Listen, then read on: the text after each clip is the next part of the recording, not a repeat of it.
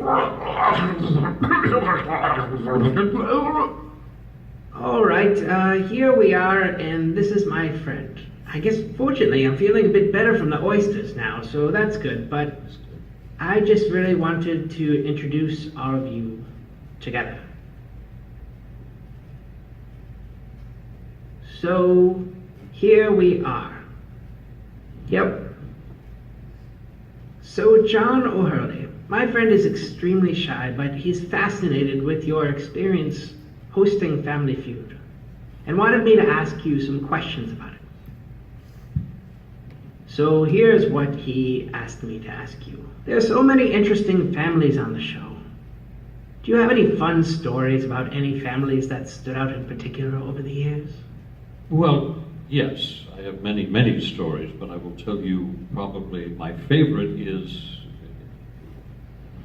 these two, what I would consider well-educated men came up to the face-off. And the question was, name a classic film that begins with the letter C. And he hits the buzzer and he goes, ah, he goes, Seabiscuit. You can't make that stuff. Are there any surveys from the show that the number one answer truly surprised you?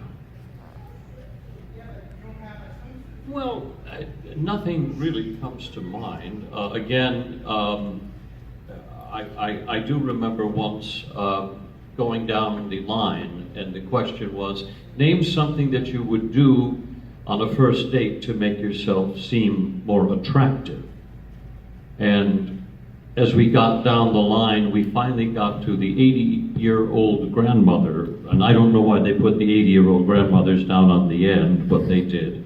And so I leaned into her and I said, sweetheart, I want you to think back now. What would you do on a first date to make yourself seem more attractive? And she looked me straight in the eye and she said, stuff my pants with a vegetable?